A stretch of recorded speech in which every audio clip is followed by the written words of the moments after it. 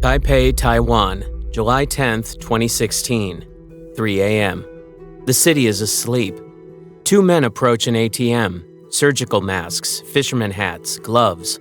One keeps his eye on the street. The other stares at the machine, waiting. Then, the machine whirs. A single banknote drops, then another, then a torrent. The man leans in, eyes wide, as the ATM starts spitting cash like a broken slot machine. Dozens of bills, hundreds, then thousands, pouring into the tray and onto the pavement. Across the city, the same thing is happening. In quiet streets, at gas stations, and shopping districts, ATMs everywhere begin dumping cash at the exact same minute, stuffing it into black duffel bags and walking away without a word. By dawn, over 70 million new Taiwan dollars are gone. No alarms, no explosions, just empty machines. Inside First Bank headquarters, panic spreads. Managers gather around monitors showing live footage from across the city. ATMs ejecting cash on command like someone somewhere had pressed a single button. Nobody knows it yet, but this is not an isolated glitch. It's the final act of a 2-year heist that spanned over 30 countries, infiltrated more than 100 banks, and stole over $1 billion without ever touching a single vault. For years, the attackers had been silent, invisible, patient, methodical.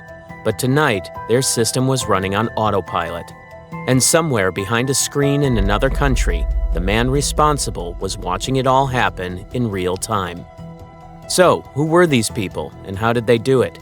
How do you rob a bank without ever stepping inside? And who was the man behind the keyboard, the ghost that the world's police spent years trying to find? This is the story of how hackers stole $1 billion from ATMs in 30 countries, without ever stepping inside one.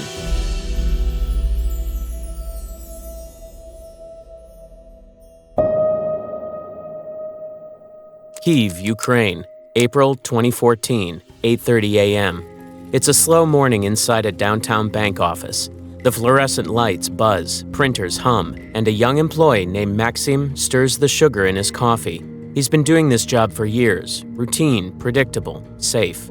He opens his inbox. Among the usual reports and client requests sits one new email. The subject line reads, "Compliance with Federal Law 115. It's from Sergey, his colleague in the next department. Attached is a Word document, nothing unusual. Maxim hesitates for a moment, then double-clicks. The document opens, blank page, no text. Probably a formatting error, he thinks. He closes it and goes back to work. He doesn't know it yet, but that single click has just opened the door to one of the largest digital heists in history. Days turn into weeks. The bank runs as usual. Employees clock in, customers deposit money, and no one suspects anything. But behind the scenes, the system is changing. Files are being copied, connections rerouted. Someone invisible is moving inside the network. Then the first signs appear. A few computers slow down. Some ATMs reboot in the middle of transactions. Nothing serious, at least that's what the IT team thinks. They run quick checks, reinstall some software, and call it a day.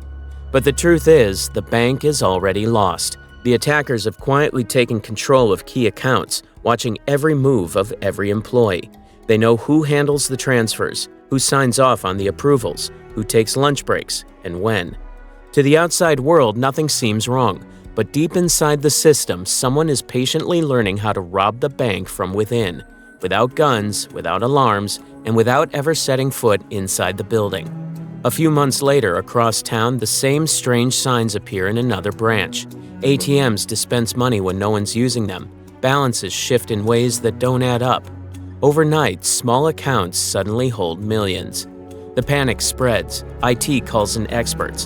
One of them is a young cybersecurity analyst from Moscow. After years of tracing logs and signals, he realizes the horrifying truth. Whoever did this isn't just inside one bank. They're inside dozens, maybe hundreds. And the pattern all points back to one single origin. That moment on a quiet Tuesday morning in Kyiv, when Maxim opened an email and changed the world's understanding of what a bank robbery could look like. The Watchers. Weeks pass. The system appears stable again. The alerts have stopped, and the staff move on.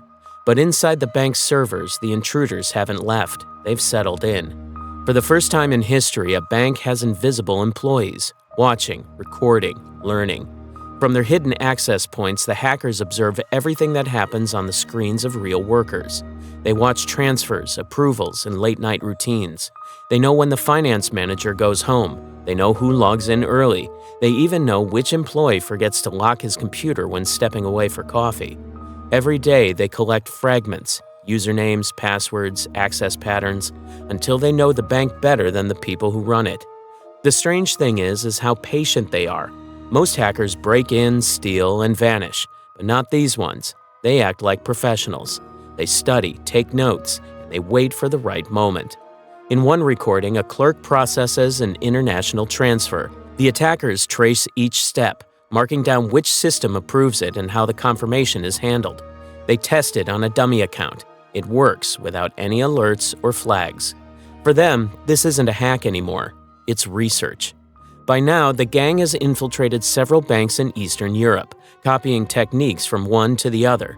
Each time, the same pattern: a single infected email, a few days of silence, then total control.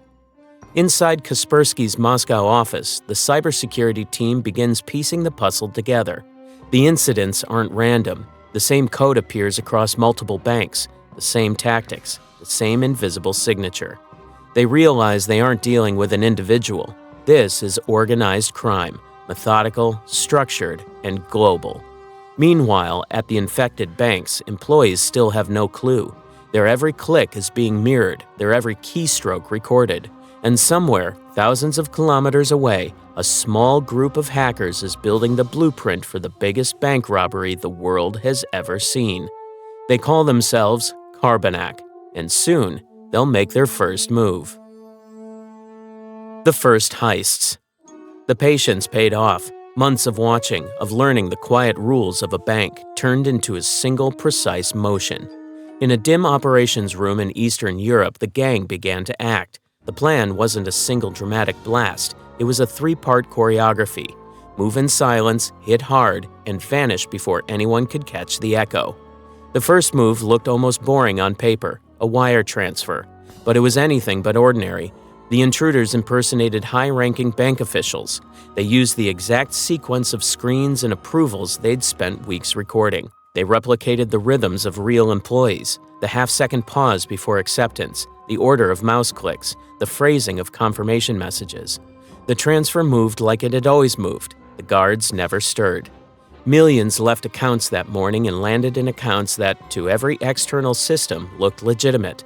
From there, the money flowed into mule networks, real people hired to collect cash and ferry it onward. The attackers watched the chain like directors, ensuring every handoff worked exactly as rehearsed. That same week, another method played out across several cities. At prearranged times, dozens of ATMs began to cough and spit banknotes into their trays. Cameras recorded men in masks calmly stuffing bundles of cash into backpacks. The machines had become dispensers, programmed to empty on command. There were no explosives, no physical tampering, just remote control and a clean collection plan. The emptying happened at night, in neighborhoods where a small team of mules could quickly gather the take and dissolve into the city. The final trick was the strangest. Small accounts were quietly altered. The hackers would lift pennies and rubles into millions on paper, momentarily inflating balances across thousands of accounts.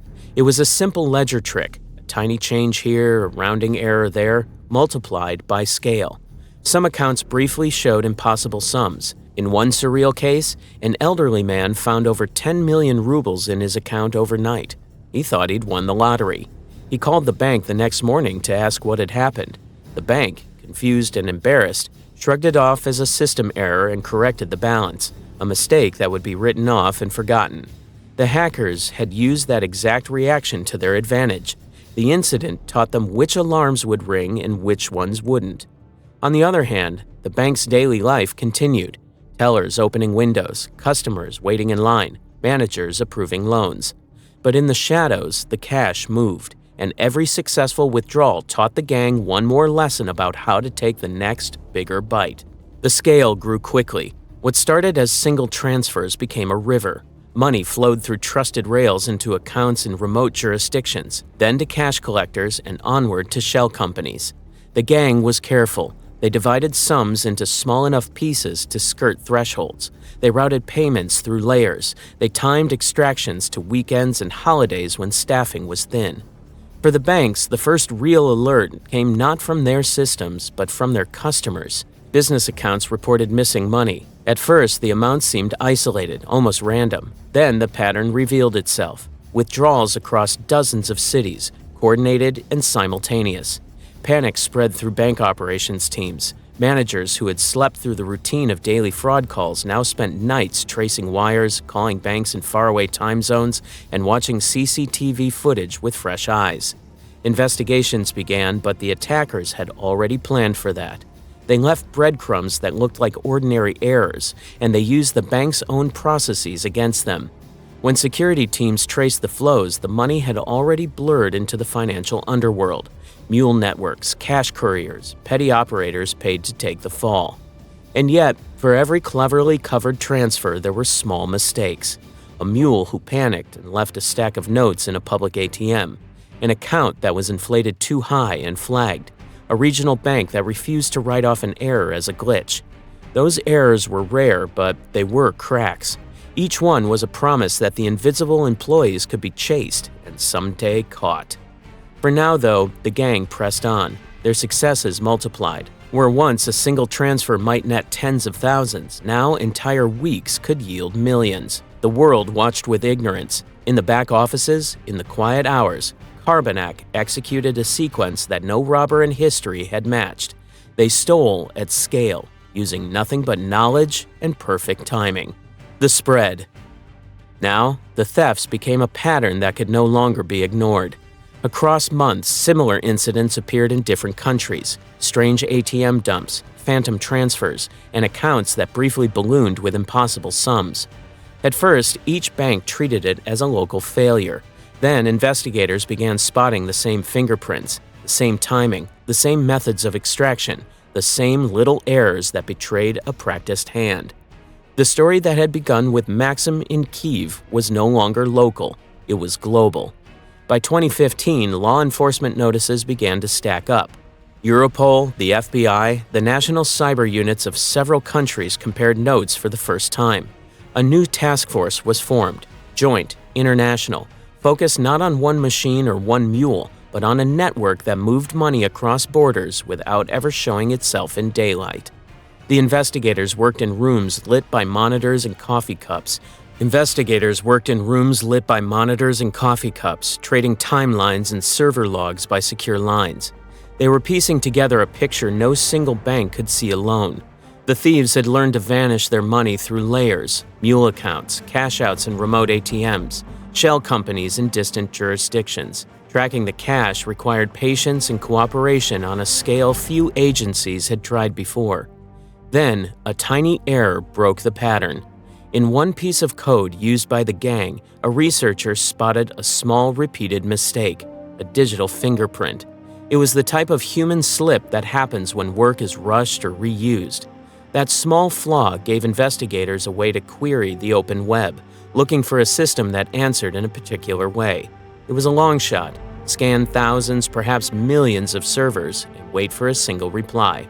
They ran the sweep anyway. After days of automated queries across the internet, a single server blinked back with the exact response. It was a location, a host in the Netherlands. The Dutch police moved quickly. In a quiet data center, officers seized a machine and opened it forensically. The contents were a shock. Command and control files, transaction logs, and pieces of the gang's operation, the core of an enterprise that had pillaged hundreds of institutions. The seizure gave investigators their first real map of the network, where money flowed, how the hackers staged the withdrawals, and the rough outlines of the mule rings. With the central server in hand, Europol and the partner agencies coordinated raids, traced accounts, and began to undermine the gang's infrastructure. Yet each takedown only revealed how adaptable the group was. When one command server fell, another would reappear under a different name. When a mule network was disrupted, the gang switched to a new set of couriers. They were not amateurs. They were a criminal organization that had built resilience into its playbook. Still, the Dutch seizure was a turning point. For the first time, investigators had a narrative to follow rather than a series of loose incidents. It justified more cooperation, more resources, and crucially, the idea that arrests might be possible. But the gang had a final advantage: distance. Their leaders did not sit in the same cities as their money mules. They lived in countries where tracing wire transfers was slow, where mutual legal assistance took months, and where encrypted communications slipped through the gaps of international law. The chase would be long. And yet, the map was drawn. A global hunt had a place to start. The same group that had quietly watched clerks type transfers had left enough marks to be tracked. Across secure lines and midnight meetings, investigators prepared a coordinated pressure they hoped would eventually force the gang into mistakes of a scale big enough to arrest. For the banks, the Dutch find was small comfort. The thefts continued, the money moved, and customers were still being shocked awake by missing balances. But for the men and women who had been tracing ghost transfers for months, it was proof that the invisible had a form and that the world could respond. The net was tightening. Gang could adapt, but they could no longer move completely unseen. The mistake. Taipei, Taiwan, July 10, 2016. The night was quiet. At a small branch of First Bank, two men wearing surgical masks walked to an ATM. One stood lookout. The other waited, hands in pockets, eyes fixed on the screen. No card, no PIN, just waiting. Then the machine began to hum. One banknote, then another, then a flood. The man stuffed cash into a backpack until it bulged. Across the city, the same thing was happening. Dozens of ATMs spitting out money in perfect sync. Security cameras caught everything, but by the time anyone noticed, millions of dollars were gone. At 8 a.m., police sirens echoed through Taipei. Branch managers reported empty machines, transactions that made no sense. Within hours, First Bank realized it wasn't an isolated glitch. Someone had taken control of their entire ATM network. What they didn't know yet was that the same group had already looted banks across Europe and Asia. This time, though, something had gone wrong. In one corner of the city, two mules panicked. A passerby had seen them collecting cash and froze. Nervous, they dropped everything, 60,000 new Taiwan dollars still sitting in the tray, and ran. The stranger stared at the pile of money, confused, then called the police. That single phone call would unravel a billion-dollar operation. Within hours, Taiwan's Criminal Investigation Bureau mobilized more than 500 officers. CCTV footage poured in. Frame by frame, they traced the masked men from ATM to taxi, from taxi to hotel. Hotel logs revealed 22 foreign nationals, all Eastern European, all checking in during the same week. Raids began at dawn. Police stormed corridors, kicked open doors, and found rooms lined with open suitcases. Inside, stacks of new Taiwan dollars, still bundled with bank straps. 3 men were caught before they could escape.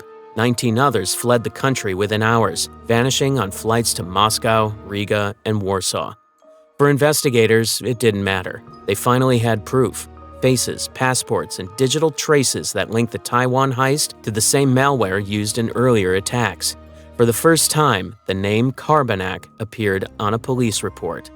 Interrogations followed. The captured mules didn't know much, just that they'd been recruited online, promised quick cash, and told to wait at specific ATMs at precise times. But on one of their phones, detectives found something far more valuable: encrypted messages, photographs of stacked foreign currencies, and a name buried deep in the chat history. That name would lead them across continents, to Spain, the man who had written the code that started it all. The mastermind. Alicante, Spain, March 6, 2018. A quiet neighborhood on the Mediterranean coast, palm trees swaying, the distant sound of waves. In a modern villa at the edge of town, a man sits behind a glowing monitor. His name is Denis K., a Ukrainian programmer who has spent years in the shadows. To his neighbors, he's ordinary, polite, quiet, rarely seen outside. To law enforcement, he's the ghost they've been chasing for years, the man behind Carbanak. That morning, Denis is typing lines of code, headphones on, a mug of cold coffee beside him. He doesn't know that just a few blocks away, Spanish police and Interpol agents are assembling in silence. They've spent months tracing Bitcoin transactions, following the digital trail left by the Taiwan heist. Every move, every wallet, every conversion led here, to this villa, this room, this moment. At 8:15 a.m., they move. A van pulls up quietly outside. Officers fan out around the property. The signal comes through an earpiece. Go. The front door bursts open. Inside, Denny's freezes. His monitor still glows. The code he was writing hangs unfinished. His laptop still logged in. Agents flood the room, weapons raised. One of them disconnects the router immediately. Another begins copying hard drives. For the first time, the man who'd controlled the internal networks of over 100 banks loses control of his own. On the screen, investigators see fragments of the operation: stolen credentials, wire transfer logs, the same malware signatures that had crippled banks from Moscow to New York. They realize the scale in seconds. Downstairs, officers search the house. They find boxes of jewelry, 2 BMWs in the garage, and a digital wallet holding over 15,000 bitcoins, at the time worth more than $160 million. Denny's doesn't resist. He knows it's over. Within hours, Spanish police announce the arrest. In press rooms across Europe, reporters type headlines calling it the fall of the world's most successful cyber thief. But behind closed doors, investigators know the truth. Denny's wasn't working alone. Carbanak wasn't one man. It was a structure: developers, launderers, coordinators, and mules spread across continents. Denny's was the brain, but the body was still alive. That night, Interpol confirms what they feared. Multiple Carbanak command servers are still active. Transactions continue to flow. Other hackers have already replaced Denny's access keys with their own. The empire he built hasn't collapsed, it's simply evolved. Months after Dennis K's arrest, Europol and Interpol declared victory. Press releases called it the end of Carbanak, but inside cybercrime circles, the story was far from over. The hackers didn't vanish, they adapted. Within weeks, familiar code began appearing under new names: Cobalt Spider, Fin7, Joker Stash. The same methods, same precision, same rhythm. The faces changed, but the fingerprints didn't. To law enforcement, it was like chasing a shadow that never stopped moving. Servers went dark and reappeared in new countries. Digital wallets shifted funds before warrants could even be signed. Investigators called it a ghost organization, impossible to kill, only to slow down. Meanwhile, banks around the world started changing everything: automatic shufflers for ATMs, multi-factor verification for transfers, new rules, new audits, new systems. But no matter how many safeguards were built, everyone knew what Carbanak had proven: no system was ever truly safe. From 2014 to 2018, the gang stole over $1 billion, and that was only what could be traced. The real figure, the hidden wallets, the offshore accounts, the unrecovered cash, may never be known. Even today, fragments of their code still circulate in new attacks. It's copied, modified, sold, reused. A digital fingerprint that keeps reappearing under new forms. The men behind it are scattered. Some were caught, some disappeared, and some are still out there, writing new code under different names, maybe sitting behind a laptop somewhere, planning another silent robbery. And even though the servers are gone and the mastermind sits in a Spanish prison, the question remains: how do you stop a crime that doesn't need a weapon, or a door, or even a human presence? Because if history has shown anything, it's that someone, somewhere, is already building the next Carbanak.